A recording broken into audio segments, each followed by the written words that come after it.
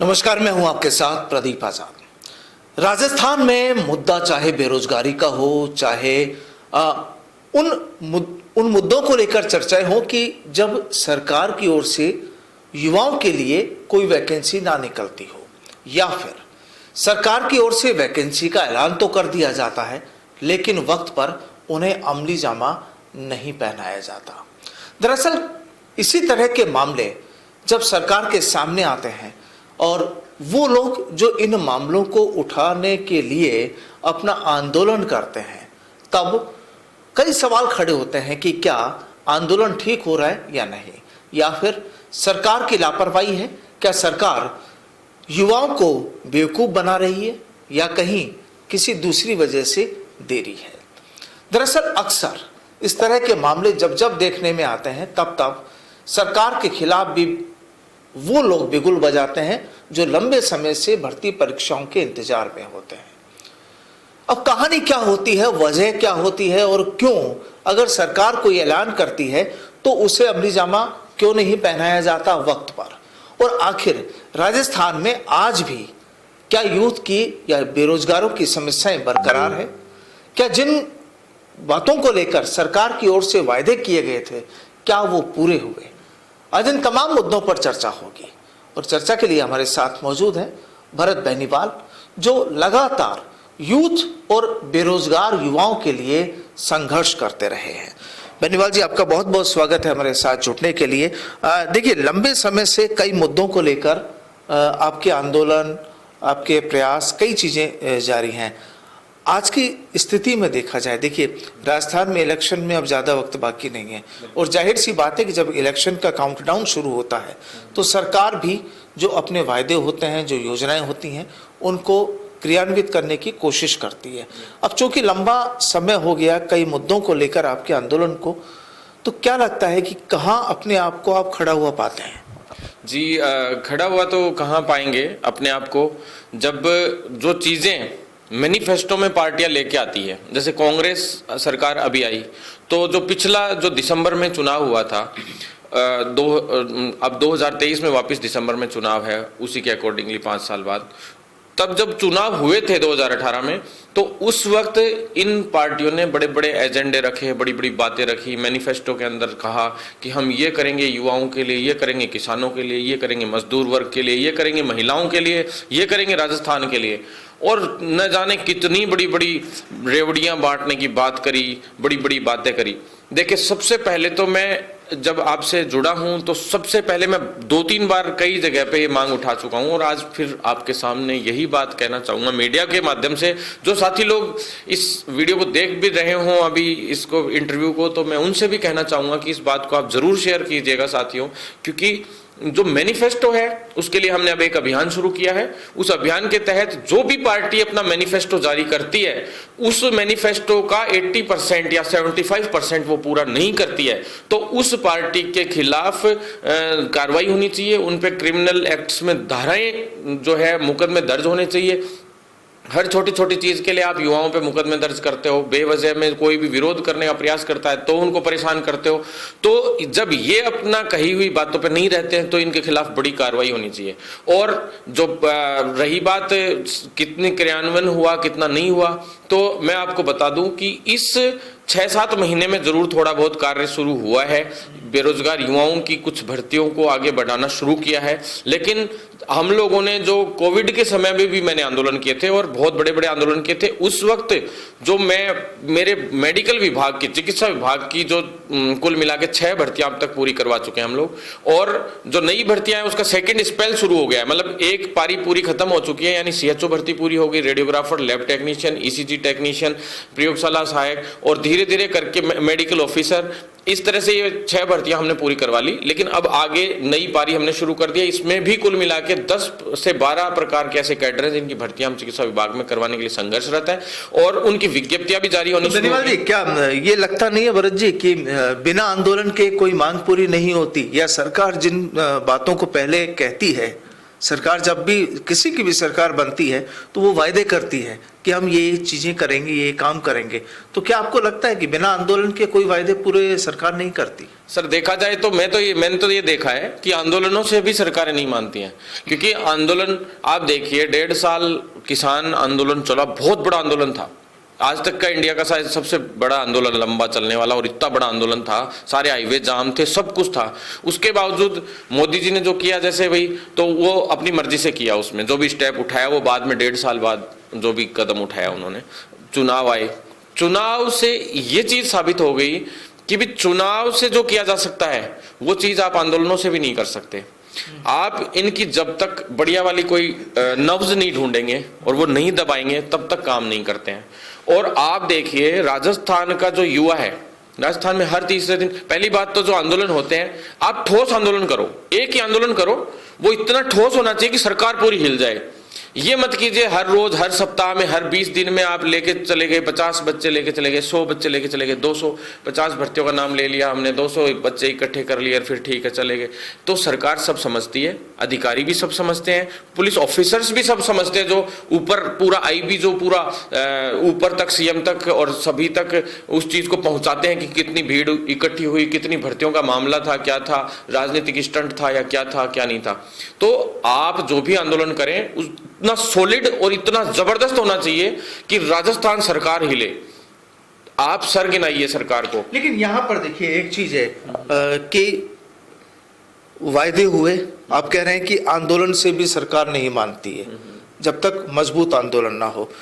लेकिन यहां दो चीजें कि क्या वाकई सरकार के जो नुमाइंदे हैं, जो मंत्री हैं, विधायक हैं, वो नहीं मानते, या जो अधिकारी उन्हें वर्किंग में लेते हैं वो नहीं मानते? वजह क्या है? जी दोनों तरफ से ही होता है, थोड़ा थोड़ा प्रॉब्लम दोनों तरफ से ही आती है। आंदोलन की भी मैंने आपको बताया कि आंदोलन, ब्यूरोक्रेसी और गवर्नमेंट दोनों के बीच में अक्सर मामला रहता है। जी बिल्कुल, सरकार में बैठे हुए नेता लोग और ब्यूरोक्रेसी दोनों के हिसाब से ही आपसी मिसअंडरस्टैंडिंग की वजह से भी बहुत सारे कार्य रुकते हैं।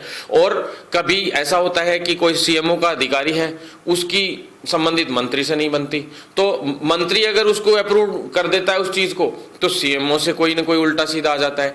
मंत्री किसी और तरीके से भर्ती को कराना चाहता है तो सीएमओ के अधिकारी दूसरे तरीके से कराना चाहते हैं। इनमें एक दूसरे के बीच में इंटरफेयर करना एक सबसे बड़ी प्रॉब्लम क्रिएट होती है। उस समय के दौरान कुछ एक अधिकारी, एक दो अधिकारी या कोई मंत्री या सीएमओ लेवल का अधिकारी या किसी भी लेवल का अधिकारी कोई ना कोई एक अपनी मन की चलाने लग जाता है, तो वहां पे वो सारी भर्तियां भटकनी शुरू हो जाती हैं। और मैं तो क्या कहता हूं कि आपको बेरोजगारी मुद्दा केवल वैकेंसीज ही नहीं है, सरकारी वैकेंसीज ही अकेला मुद्दा थोड़ा ना है। जो युवाओं को अपन रोजगार दें, चाहे वो प्राइवेट सेक्टर के युवा हों, आज उनको 8-8 हजार रुपए मिलते हैं, 110 रुपए पेट्रोल हो रखा है, इतनी महंगाई, इतनी बुरी हालत है, तो ऐसे में उनको युवाओं को रोजगार देने का भी सिस्टम करना पड़ेगा। और आंदोलन भी, यानी आप यहाँ पर ये चीज कह रहे हैं कि ब्यूरोक्रेसी और सरकार का जो तालमेल नहीं होता है, उसका खामियाजा भी युवाओं को भुगतना पड़ता है, पहली चीज। दूसरी चीज आप कह रहे हैं कि आंदोलन जब तक मजबूत नहीं होता है, जब तक काम नहीं होता है, ये सीधा सा है।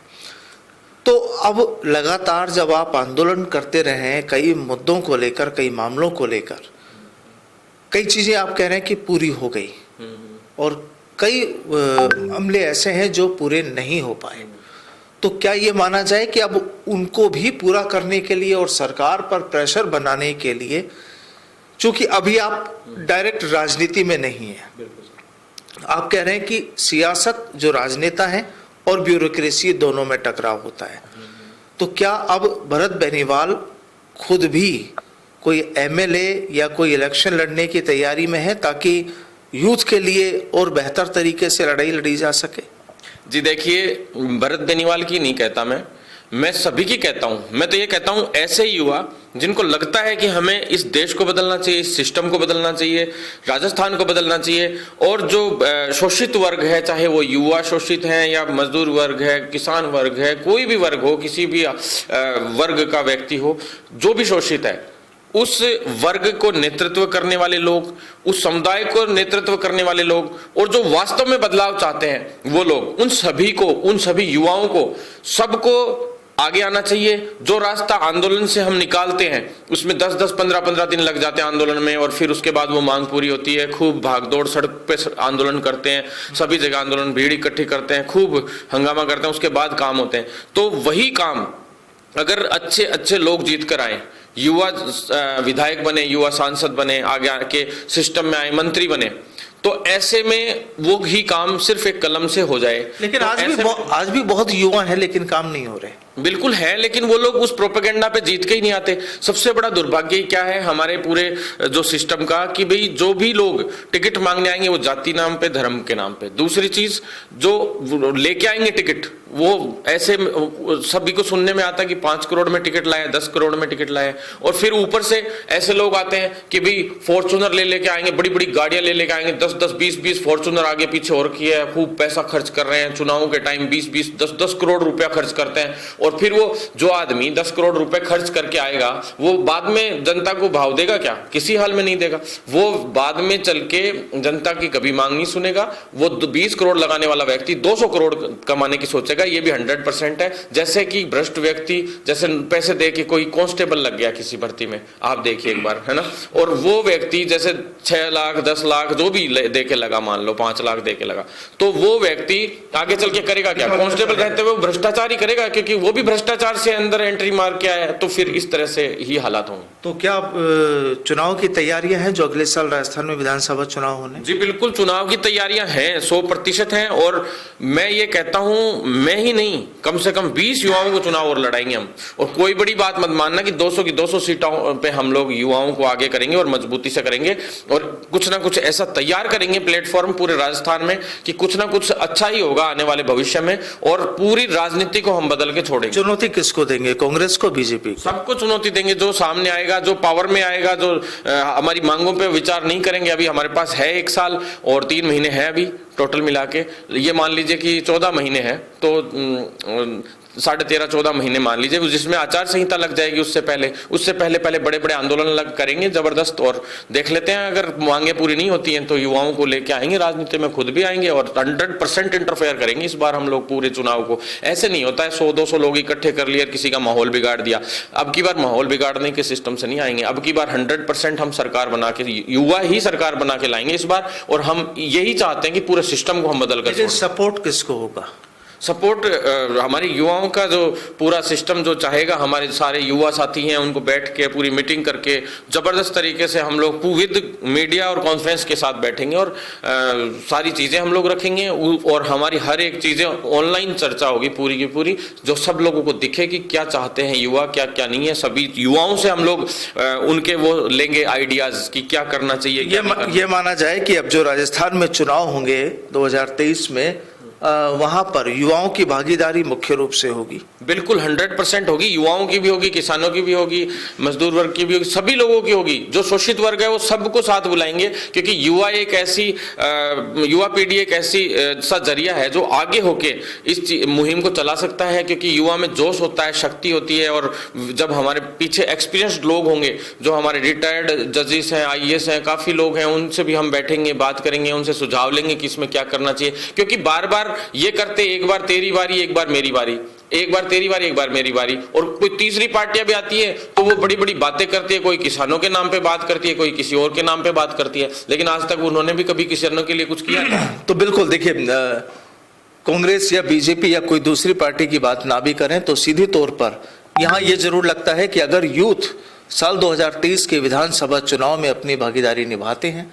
तो टक्कर दे सकते हैं, एक चुनौती खड़ी कर सकते हैं। और जाहिर सी बात है कि सरकार किसी की भी हो, कांग्रेस हो, बीजेपी हो या कोई भी राजनीतिक दल हो, लेकिन सभी को, आम जनता को, आम यूथ को, आम बेरोजगारों को ये उम्मीद जरूर होती है कि सरकार उनकी सुनवाई करे ताकि उन्हें सड़कों पर ना उतरना पड़े।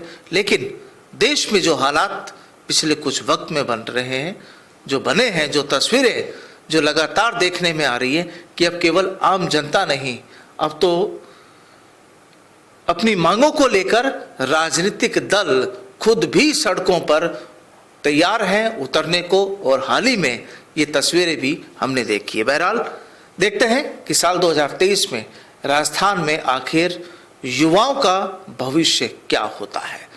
बहुत बहुत शुक्रिया भरत जी हमारे साथ जुड़ने के लिए। फिर मुलाकात होगी एक नई शख्सियत के साथ। फिलहाल नमस्कार।